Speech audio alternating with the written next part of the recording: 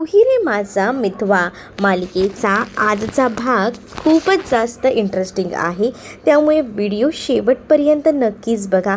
चला तर मग आजच्या आपल्या भागाला सुरुवात करूया.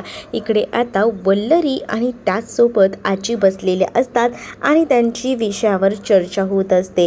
तेव्हाच आता वल्लरी ही म्हणत असते की खरंच ना, कधी कधी ना मला काही गोष्टी कळतच नाहीत, म्हणजे या कशा घडतायत आणि काय त्या, म्हणजे आपल्यावर एकामागोमाग एक संकट आलंय आणि ते संकट काही थांबण्याचं नाव घेत नाहीये. मी तर म्हणते सौदामिनी या सगळ्याचा बदला घेत आहे. मग आपण त्या सौदामिनीलाच अक्कल शिकवण्यासाठी थोडीशी का होईना माघार घेतली तर काय हरकत आहे. म्हणजे बघा, ती लावण्यामुळे आपल्यावर हे सगळं काही संकट आलेलं आहे. कारण लावण्याच्या बाबतीत अर्णवने ज्या काही गोष्टी केल्यात त्यामुळे सौदामिनी आपल्याला त्रास देते. त्यापेक्षा आपण एक काम करायचं का, आपण ना सांगूया अर्णवला की जाऊ दे बाबा, त्या सौदामिनीची माफी माग आणि विषय संपव म्हणून. असंही सांगून आपण या सगळ्या काही गोष्टी करू शकतो की, हेही आता म्हटलं जातं. मग तेव्हाच ना म्हणत असते की काय गरज आहे पण त्या सौदामिनीची माफी मागायची, कारण त्या सौदामिनीमुळे आपण कशाला हे सगळं सहन करतोय. आपण काहीतरी यावर मार्ग काढू शकतो. तेवढ्यातच अर्णव आणि ईश्वर तिथे येतात आणि ते म्हणत असतात की सौदामिनीची माफी वगैरे मागायची काही गरज नाही आहे, उलट आता आपणच काहीतरी करू शकतो. तेव्हाच आता विचारलं जातं की म्हणजे काय. तेव्हा आता ईश्वरी सगळ्यांना हाका मारून बोलवून घेते, कारण ईश्वरीला आता पर्याय सापडलेला असतो की तिला आता काय करायला भेटणार आहे त्याचा. म्हणूनच मग आता ती सगळ्यांना आवाज देऊन बोलवू लागते. आणि जेव्हा ती सगळ्यांना आवाज देऊन बोलवू लागते ना, तेव्हा घरातले सगळेजण तिथे येतात आणि मग विचारत असतात की काय झालं आहे, एवढा आरडाओरडा कशासाठी, ईश्वरी काही समजलं आहे का. मग तेव्हाच ना ईश्वरी म्हणत असते की मी सांगते, सगळे तर येऊ दे. आणि मग तेव्हाच ना एक एक करून सगळीजण येतात. मग आता अंजली त्यासोबत इकडे नम्रता, आकाश सगळेजण बाहेर आलेले असतात आणि तेव्हाच ना आता बोलायला सुरुवात होते ह्यांची. तेव्हा आता अर्णव आणि ईश्वरी त्यांना फॅशन आणि फूड याबद्दल जे काही कॉन्टेस्टबद्दल कळलं आहे त्याबद्दल आता घरातल्या सगळ्यांना सांगतात. आणि या कॉन्टेस्टमध्ये जर आपण पार्टिसिपेट केलं तर आपल्याला खूप जास्त फायदा आहे. म्हणजे फूड तर मी करू शकते आणि राहिला प्रश्न फॅशनचा, ते तर अर्णव सर करू शकतात आणि त्याच बळावर आपण पुढे जाऊ शकतो, हे सुद्धा आता म्हटलेलं असतं. मग आता नेमकं काय काय आणि कसं कसं करायचं आहे या गोष्टीही विचारल्या जातात. मग तेव्हाच ना या गोष्टी जेव्हा विचारल्या जातात ना, तेव्हा मात्र आता अर्णव ईश्वरी ते पॅम्पलेट दाखवतात आणि बघा, या पद्धतीने जर आपण पार्टिसिपेट केलं तर नक्कीच आपलं काम होऊ शकतं. अंजलीसुद्धा ते आता पॅम्पलेट वाचते आणि तेव्हा तीही म्हणते की हो, आता असं जर केलं तर आपले बरंच फायदा होणार आहे. जर आपण ही स्पर्धा जिंकलो तर 1 बिलियन इतकी रक्कम जी आहे ती आपल्या ताब्यात भेटणार आहे. मग जर एवढी मोठी रक्कम जर आपल्याला भेटणार असेल तर आपल्यासाठी हे घवघवीत यशच आहे. आणि एवढे पैसे जर आपण त्या सौदामिनीच्या तोंडावर मारू शकलो तर आपल्याला आपलं सात्विक फॅशन जे आहे ते पुन्हा मिळवता येईल. हे सुद्धा आता इकडे ईश्वरीचं म्हणणं असतं. ईश्वरी या सगळ्या काही गोष्टी बोलून दाखवते. ईश्वरी जेव्हा या सगळ्या काही गोष्टी बोलून दाखवते ना, आजी त्याचसोबत इकडे असणारा मामा यांना सुद्धा ही गोष्ट आवडलेली असते. आणि मग काय, तिचं कौतुकावर कौतुक आता सुरूच असतं. खरंच खूप चांगली आयडिया आहे. आजी तर म्हणते जिथे इच्छा असते ना तिथे मार्ग हा असतोच. अगदीच ना आपलंही तसंच झालंय. आपलीही इच्छा होती आणि आपल्याला मार्ग हा सापडलेला आहे. बरं झालं, एका अर्थी या सगळ्या काही गोष्टी परफेक्ट घडल्या आहेत त्याचबरोबर आता या कॉन्टेस्टमध्ये भाग घेतल्यानंतर सगळ्या काही गोष्टी आपल्या बाजूने घडतील असंही मामा बोलत असतो. आणि मग काय, आपण वाट बघायची नाही, आपण या कॉन्टेस्टमध्ये भाग घ्यायचा. आणि मग या कॉन्टेस्टमध्ये भाग घेण्यासाठी नेमकं काय काय प्रिपरेशन लागतं ना, हे सुद्धा आता घरातले सगळेजण ते पॅम्पलेट वाचून बघत असतात. मग आता उद्याच आपण याची एंट्री करूया. पण दुसरीकडे या सगळ्या गोष्टी बघून ना वल्लरीला राग येत असतो. वल्लरी विचार करते की ह्यांचं काय चाललंय. मी तर विचार करत होते की हे कुठेतरी संपायला करायला हवं, पण हे तर आता नवनवीन आयडियाज घेऊन येत आहेत आणि या सगळ्यामध्ये आता ह्यांचा फायदा होणार आहे. नाही, काही झालं तरी ह्यांना जिंकू द्यायचं नाही आहे असा विचार वल्लरी करत असते. तेच आता दुसऱ्या दिवशी सकाळी वल्लरी सात्विक फॅशनमध्ये पोचलेली असते आणि जाऊन सगळ्यात आधी ती भेटते ती म्हणजे सौदामिनीला ती भेटायला आलेली असते. आणि तेव्हाच ना सौदामिनी आता म्हणत असते की काय हे सगळं काही तिने आता ते पॅम्पलेट तिच्या समोर ठेवलेलं असतं. तेव्हा सौदामिनीला वल्लरी म्हणत असते की हे पॅम्पलेट एकदा नीट वाचून बघा म्हणजे तुम्हाला समजेल आणि या पॅम्पलेटनुसार आता अर्णव आणि ईश्वरी या सगळ्यामध्ये पार्टिसिपेट करणार आहे. तुम्हाला एक गोष्ट सांगते, फूड अँड फॅशनची स्पर्धा आहे. फूडमध्ये तर आमच्याकडे ईश्वरी जी आहे तिच्या हाताला खूप चांगली चव आहे, अगदी अन्नपूर्णा आहे, कारण तिचे जी खानदान आहे ते खरं तर इंदोरचं हलवाईचं खानदान आहे. त्यामुळे तिच्या घरामध्ये जे काही पदार्थ बनतात ते अगदीच उत्तम बनतात आणि त्यामुळे ईश्वरीसुद्धा या सगळ्यामध्ये एकदमच माहीर आहे. आणि तेव्हा तिने जर या स्पर्धेत भाग घेतला तर नक्कीच या स्पर्धेत ती बाजी मारू शकते. आणि राहिला प्रश्न फॅशनचा, तर तुम्हाला तर माहिती आहे की या सगळ्यामध्ये अर्णव किती हुशार आहे.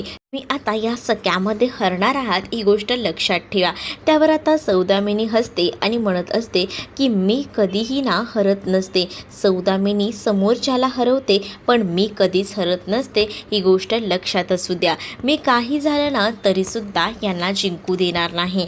त्या अर्णवच्या वाटेमध्ये इतके काटेपेरींना इतके की समजणारही नाही की तो काय करतोय आणि काय नाही ते आता इथे वल्लरी म्हणत असते की घरात जे काही चालतं ते सगळं काही मी तुम्हाला येऊन सांगेन आणि इथे ज्या काही गोष्टी करायच्या आहेत त्या तुम्ही पद्धतीने करा आणि काही झालं ना तरीसुद्धा यांना जिंकू द्यायचं नाही आहे. हे सुद्धा आता वल्लरी आणि सौदामिनीने ठरवलेलं असतं.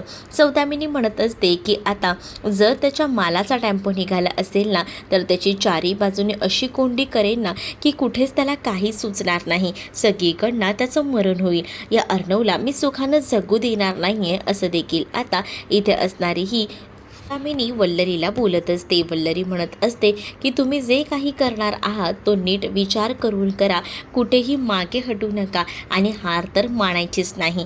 मग तेव्हा सौदामिनी सांगत असते की ही सौदामिनी जी आहे ना ती कधीही हार मानत नसते. बघा तुम्ही आता मी काय काय करते ते, असं देखील आता तिनं म्हटलेलं असतं. तेच आता इकडे सौदामिनी आणि त्यासोबत वल्लरीची हातमिळवणी झालेली असते आणि त्या दोघीही जणी खुश असतात, कारण आता त्यांना काही झालं तरी अर्णव ईश्वरीला या स्पर्धेत ना जिंकू द्यायचं नसतं आणि त्यासाठी त्यांनी ही नवी रणनीती आखलेली असते. त्याचबरोबर अर्णव मालाची वाट लावायची हे सुद्धा आता तिनं ठरवलेलं असतं. हे सगळं काही तिने एकदम ना ठरवून प्लॅनिंग केलेलं होतं आणि वल्लरीची तिला साथ होती. वल्लरी ती कोणतीकडनं निघून गेल्यानंतर इकडे असणारी ही जी सौदामिनी आहे ती आता पुढचं प्लॅनिंग करत असते.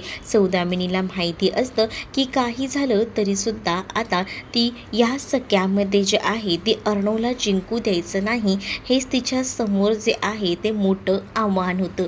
दुसऱ्या दिवशी सगळीजणं बसलेली असतात, कारण आता त्या सगळ्यांनाच ना फॉर्म फिलअप करायचा असतो, एंट्री भरायची असते आणि यासाठी एंट्री भरण्यासाठी सगळीजणं एकत्र बसलेली असतात की कसं काय काय करायचं आहे. त्याचबरोबर ईश्वरी म्हणत असते की फूडचं तर मीच करणार आहे, म्हणजे पहिला राऊंड जो आहे तो फूडचा आहे. जेव्हा फूडमध्ये मी एक्सपर्ट असेन तेव्हा फूडमध्ये मी जिंकेन तरच आपल्याला सेकंड राऊंड फॅशनचा खेळता येणार आहे. त्यामुळे आता अर्णव सर बघा फर्स्ट राऊंड मी खेळणार आहे, त्यामुळे मला ना फूडबद्दल तुम्ही काही सांगू नका, त्यामध्ये मी अव्वलच आहे असंही आता ईश्वरी म्हणत असते. ईश्वरी आणि अर्णवची आता तू मेमे सुरू होतं या कॉम्पिटिशनवरनं सुद्धा. तेव्हाच ना इकडे मामा त्यासोबत आकाशही बसलेले असतात आणि त्यांच्याही चर्चा सुरू असतात. या सगळ्यामध्ये ना नम्रता जी आहे ती मात्र किचनमध्ये असते. ती सगळ्यांसाठी चहा कॉफी जेवणाचं काय ते बघत असते, कारण इकडे सगळेजण जर एकत्र राहिले तर या सगळ्यामध्ये कुठे अर्णव आणि ईश्वरीसुद्धा कामात आहेत म्हटल्यावर ईश्वरीला काम करायचं म्हटलं घरात तर जेवण वगैरे लागेल, तर नम्रता किचनमध्ये असते. इकडे अर्णव ईश्वरीचं तू मेमे सुरू असतं, कारण त्यांना असं वाटत असतं की काही झालं तरी ईश्वरी ही हुशार स्वतःला समजते. नेहमीप्रमाणेच ती म्हणत असते की मी फूडमध्ये पार्टिसिपेट करणार आहे आणि फूड खूप छान करणार आहे मी, त्यामुळे तुम्ही मला फूडच्या बाबतीत काही सांगायचं नाही असं बोलून ती आता बडबड करत असते. त्यावर अर्णव तिला मध्येच थांबवत असतो, पण ईश्वरी आता म्हणत असते की तुम्ही मला ना या सगळ्यामध्ये मध्ये थांबवायचा प्रयत्नही करू नका, या गोष्टीही तिने म्हटलेल्या असतात. तेच आता दुसरीकडे मामा शांत करत असतो आणि मामा म्हणत असतो की काय एवढा विचार करताय, थांबा थांबा, शांत बसा, नको एवढा लोड घेऊ, थांबा, असं बोलून कसंबसं आता थांबवलं जात असतं. तेच आता दुसरीकडे ईश्वरीही म्हणत असते की हो मामा, पण तुम्हीच मला सांगा ना, या सगळ्यामध्ये जर कोणाला जास्त किंमत असेल तरी ती कोणाला आहे, मलाच ना, म्हणजे मी जेव्हा करेन तेव्हाच तर पुढे जाणार आहे ना. मग आता ईश्वरीला सांगितलं जातं की हो हो बरोबर आहे, हेच होणार आहे, तू जेव्हा पार्टिसिपेट करशील, तू जेव्हा ती स्पर्धा जिंकशील तेव्हाच तर अर्णवला चान्स मिळणार आहे, आता शांत बसा, शांत बसा, असं बोलून मामा आता त्या दोघांनाही शांत करण्याचा प्रयत्न करत असतो. तेच आता दुसरीकडे पाहायला मिळत असतं की इकडे ईश्वरी ही म्हणत असते की थांबा, आता आपण ज्या काही गोष्टी आहेत त्या एक एक करून मार्गी लागूया, कारण आपल्याला आजच्या आज हा फॉर्म फिलअप करून द्यायचा आहे, मगच आपल्याला पुढच्या काही गोष्टी ज्या आहेत त्या करता येतील. मग आता मामाही सांगत असतो की चला ह्या सगळ्या गोष्टी पटकन करून घेऊया. मग अंजली हा फॉर्म फिलअप करत असते. अंजली सात्विक फॅशनची जी कंपनी आहे त्याच कंपनीला इंट्रोड्यूस करून या याच्यामध्ये पार्टिसिपेट करणार असते. आता आजीनंही पूर्णपणे ईश्वरीवर भरोसा असतो, कारण त्यांनाही माहिती असतं की ईश्वरी याच्यामध्ये भाग घेणार म्हणजे सगळं काही मार्गी लागणार. तेच आता दुसरीकडे पाहायला मिळत असतं की इकडे वल्लरी आलेली असते. आता आजी सगळ्यांना सांगत असते की अरे वल्लरीसुद्धा आली आहे, वल्लरीशी बोलून घ्या, वल्लरीसुद्धा तुम्हाला काहीतरी सजेस्ट करेल बघा, सुचवेल. मग आता मामा म्हणत असतो की आपल्याला, तुला आई वाटत नाही का की ही स्पर्धा जिंकावी म्हणून, मला असं वाटतंय की तुला असं वाटतंय की आपण ही स्पर्धा हरावी, म्हणूनच तर तू वल्लरीला या सगळ्यामध्ये भाग घ्यायला सांगत आहेस. त्यावर वल्लरी म्हणते की मी काही तुमच्या या सगळ्यामध्ये भाग घेणार नाही आहे, तुमचं काय करायचं ते तुम्ही करा. आणि तेव्हाच ना आता ती बाहेर जाते आणि किचनमध्ये असणाऱ्या नम्रताकडे जाऊन ती म्हणत असते की तुझं काय चाललंय किचनमध्ये. तेव्हाच ती सांगते की मी सगळ्यांसाठी ना चहा कॉफी करते. अच्छा, म्हणजे तुला घरची मोलकरीण केलं आहे का पुन्हा एकदा सगळ्यांसाठी चहा कॉफी बनवायला. तेव्हा नम्रता म्हणते की असं का म्हणताय आई तुम्ही, अहो सगळीजणं तो काही फॉर्म भरतायत ना, मग विचार केला की त्यांना काही हवं नको ते मी बघते करून, तसंही तिथे काय माझं काम आहे. तेव्हा वल्लरी जी आहे ती लगेचच नम्रताचे कान भरायचा प्रयत्न करते. ती म्हणत असते की प्रत्येक वेळेला तुझ्या बाबतीत ना हेच होणार आहे, मला माहिती आहे ना, आणि या सगळ्यामध्ये तुझ्याबद्दल कोणीही विचार करत नाही. आताही बघ ना, तिकडे सगळीजणं ईश्वरीचे गोडवे घात आहेत, तुझ्याबद्दल कोणीतरी विचारायला तरी आलं आहे का की तू काय करतेस काय नाही. पण एक गोष्ट लक्षात ठेव, आता ना जे काही घरात चाललं आहे ना त्यामध्ये ज्या काही गोष्टी घडत आहेत ते जर सगळं ईश्वरीच्याच बाजूने घडलं ना तर या घरात फक्त आता ईश्वरीचाच उदो उदो होणार आहे, तुला तर कोणीही विचारणारसुद्धा नाही आहे, असंही आता म्हटलं जात असतं.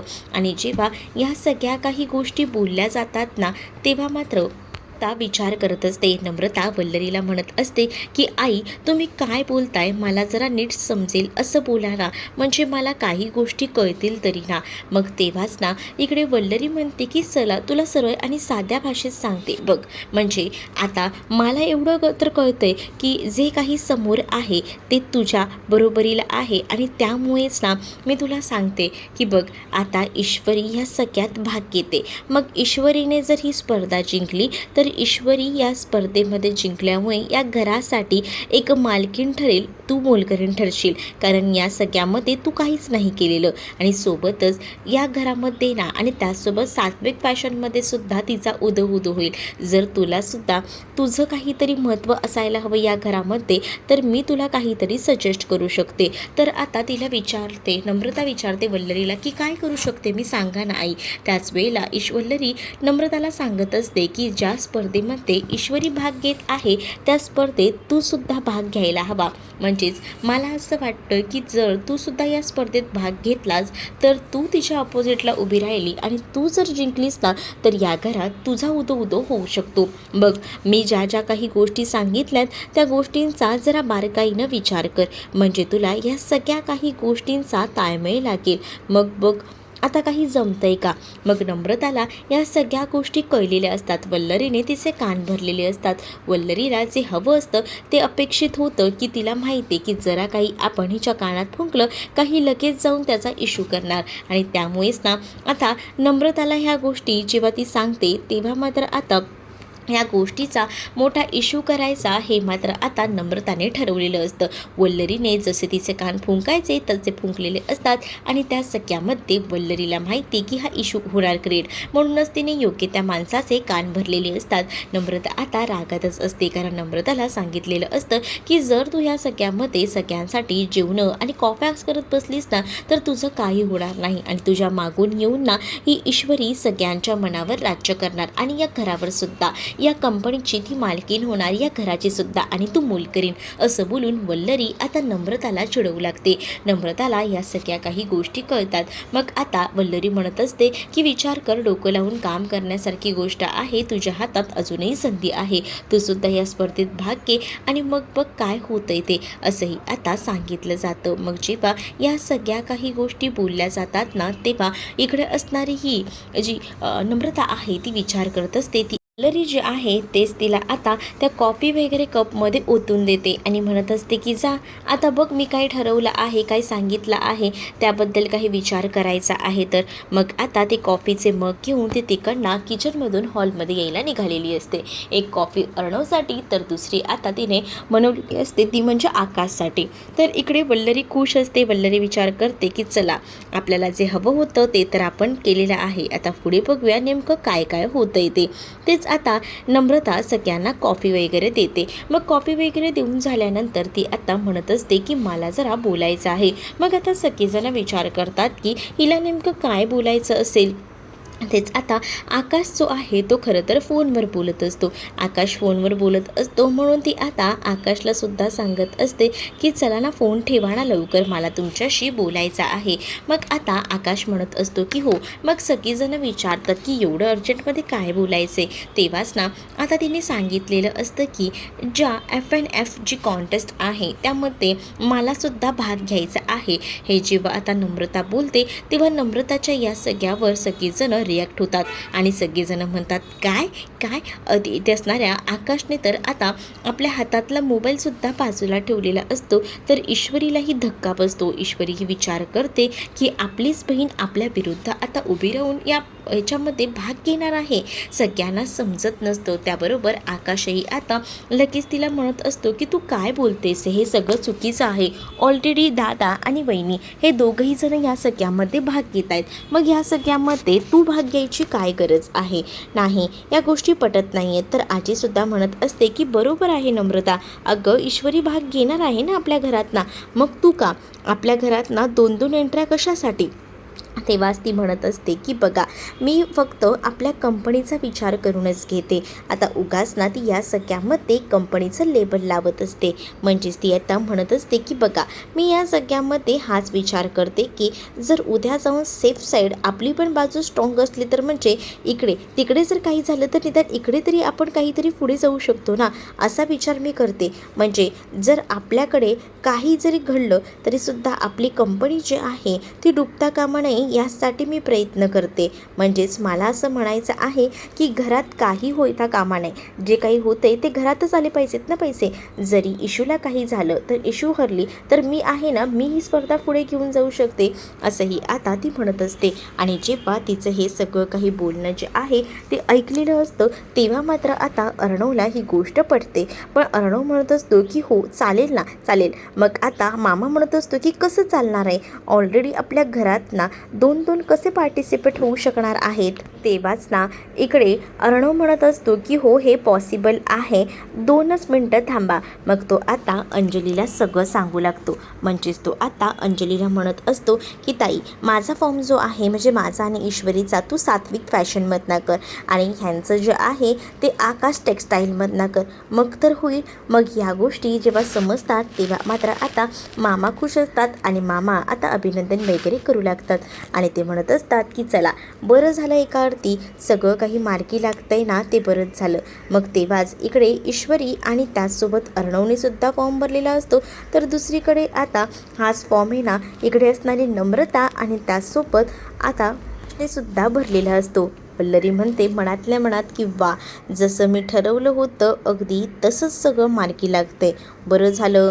मग इकडे आता फॉर्म वगैरे पूर्ण भरला जातो आणि लास्टचं बटन असतं सबमिट करायचं. ते सबमिट करायचं असतं. मग आता मामा म्हणतात की हे सगळं आपल्या घरच्या लक्ष्मींच्याच हातून येऊ दे, म्हणजे कसं आपल्यालासुद्धा ह्या सगळ्या काही गोष्टी व्यवस्थित मार्गी लागतील ना. जर लक्ष्मींनीच जर हात लावला तर. मग इकडे आता आकाशचा फॉर्म सबमिट करायचा असतो. तो आता आपला मान जो आहे तो सगळा काही नम्रताला देतो.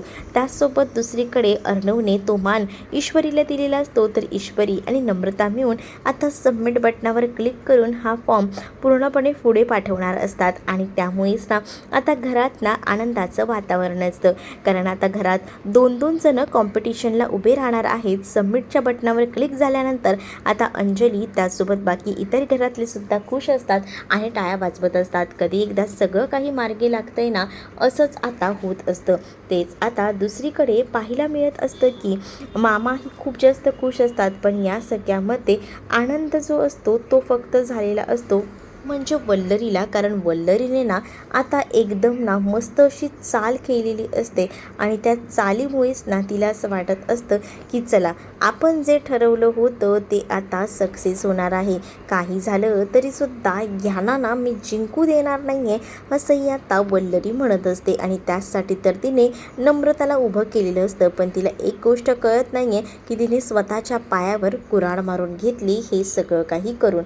तेच आता दुसरीकडे पाहायला मिळत असतं की काही माणसं जी आहेत ती म्हणजे सौदामिनीची जी माणसं आहेत ती एका ठिकाणी मुद्दामून थांबलेली असतात. समोरून अर्णवचा माल येत असतो, अर्णवची गाडी येत असते अर्णवच्या मालाची. आणि त्यामुळेच ना त्यांना आता त्या लोकांसोबत मुद्दामून राडा करायचा असतो आणि मुद्दामून आता ती अडवणूक करण्यासाठीच ना ती लोकं तिथे थांबलेली असतात. तेच आता इकडे मुद्दामून भांडणंसुद्धा ती लोकं करतात. का तर त्यांना आता दाखवायचं असतं की तुम्ही तर आता या सगळ्यामध्ये काहीच करू शकत नाही हे ते. आणि तेव्हाच ना गाडीतील लोकं जी आहेत ती मात्र आता मारामारी करायला सुरुवात करतात. आणि जेव्हा ही मारामारी एवढ्या जोरात होत असते ना, ती सगळी काही सौदामिनीच्या माणसांनी केलेली असते. आणि जेव्हा एवढी मोठी मारामारी ती लोकं करतात तेव्हा तिला फोन करून सुद्धा सांगितलं जातं की आपलं काम झालेलं आहे. जो काही माल आहे, जो घाणेरडा माल आहे तो सात्विक फॅशनच्या टेम्पोमध्ये भरलेला आहे. आता तुम्ही काळजीच करू नका, आपलं काम झालं म्हणून समजा. एकदा का आता आलं ना तर आपलं सगळं काही मनाप्रमाणे होईल. बघा, मग आता हे सगळं काही बोलल्यानंतर ना इकडे सौदामिनी खुश असते, कारण सौदामिनीला माहिती आहे की आपण जे काही केले त्यामध्ये ना जबरदस्त असा फायदा ना आपला होणार आहे. त्यामुळे सौदामिनी आता खूपच जास्त खुश असते.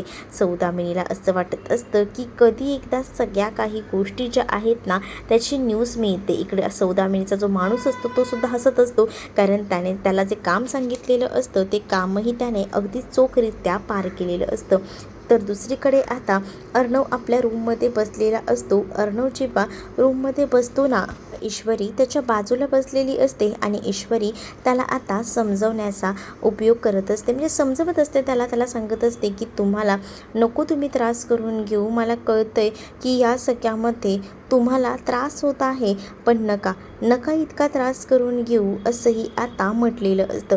कारण एकदा का ना आपल्या डोक्यावरचं थोडंसं टेन्शन का होईना कमी होणार आहे. जर या स्पर्धेमध्ये सगळ्या काही गोष्टी मार्गी लागतील ना तेव्हा मग बघा आपलं सगळं काही आपल्या बाजूने होईल. तुम्ही काळजी करू नका, असं देखील ती आता त्याला सांगून त्याला थोडंसं का होईना शांत करण्याचा प्रयत्न करत असते. कारण तिला माहिती आहे एकदा काही पैसे दिले तर आपल्याच बाजूने हा निकाल लागणार आहे. आणि त्यामुळेच ना ती खूपच जास्त खुश असते. आणि ती आता अर्णवला म्हणत असते की तुम्ही काळजी करू नका, मी आहे तुमच्यासोबत. आणि आपल्या आईचं नाव हे नेहमीच राखलं जाईल. आपल्या आईला कुठेही कमी लेखलं जाणार नाही याची काळजी मी घेईन. तुम्ही काळजी करू नका, आपल्या आईचा मान जो आहे तो लास्टपर्यंत तसाच राहील. या सात्विक फॅशनचं नाव कुठेही पुसलं जाणार नाही, असंही काहीसं ती आता म्हणत असते. जेव्हा आता या सगळ्या काही गोष्टी ती बोलत असते ना तेव्हा अर्णवला टेन्शनमध्ये ती पाहते आणि त्याच्या हातावर हात ठेवून त्याला सावरायचा ती प्रयत्न करत असते. त्यामुळे अर्णवचं सुद्धा थोडंसं टेन्शन का होईना कमी होतं. ईश्वरीने बराच आता त्याला समजावलेलं केलेलं असतं. त्यामुळे अर्णवही आता ईश्वरीकडे पाहत राहतो, कारण ईश्वरीमध्ये जी काही फरक असतो ना, त्यामुळेच अर्णवला या सगळ्यामध्ये मदत होत असते आणि त्यामुळेच अर्णव जो आहे तो आता खूप जास्त ईश्वरीमुळे खुश असतो. तेच आता आपल्याला पुढील भागामध्ये पाहायला मिळत असतं की तो माल जो आहे तो खरं तर बदली झालेला असतो. तो सगळा सौदामिनीने केलेला असतो. त्यामध्ये चीप क्वालिटीचा माल ठेवलेला असतो आणि जो या सगळ्यामध्ये जो माल घेणारा मालक असतो तो आता तिथे अर्णवच्या घरी येऊन धिंगाणा घालत असतो की तुमचा सात्विक फॅशनचा माल किती खराब आहे आणि या सगळ्या काही गोष्टी बोलून तो आता नावं ठेवत असतो. आणि जेव्हा ह्या सगळ्या गोष्टींमध्ये नावं ठेवली जातात तेव्हा अर्णव म्हणतो की हे सगळं कसं पॉसिबल आहे. त्याने तो माल आणून टाकवलेला असतो आणि त्याचसोबत मोबाईलमधला व्हिडिओसुद्धा अर्णवला दाखवतो. तेव्हा अर्णवही विचार करतो की हा माल तर आपल्या कंपनीचा नाही आहे. मग हे सगळं काय चाललं या गोष्टी अर्णवला कुठेतरी कळत असतात. अर्णवचं मन जे आहे ते डायव्हर्ट करण्यासाठी सौदामिनीने हे सगळं केलेलं असतं आणि हा घरात मोठा राडा रात्रीच्याच वेळेला होत असतो. तेच आता ईश्वरीलासुद्धा या सगळ्याचा धक्का बसतो. तीही थोडा विचार करत असते की काय चाललं आहे आणि मग ती लोकं सगळीजणं त्या मालाकडे व्यवस्थित बघतात, पण तो माल ना खरंच खूप चीप क्वालिटीचा असतो. तेच दुसरीकडे वल्लरी जी आहे ती उदयकांतसोबत बोलत असते, तोपर्यंत रमाकांतने उदयकांतला पकडलेलं असतं आणि त्यामुळेच ना आता वल्लरीची फाटलेली असते. तर तुम्हाला हा भाग कसा वाटला आहे कमेंटमध्ये मला नक्कीच सांगा. अशाच अपडेट्ससाठी चॅनलला सबस्क्राईब नक्कीच करा. चला तर मग भेटूया पुढच्या भागामध्ये. तोपर्यंत टाटा बाय. व्हिडिओ आवडला असेल तर लाईक करायला विसरू नका.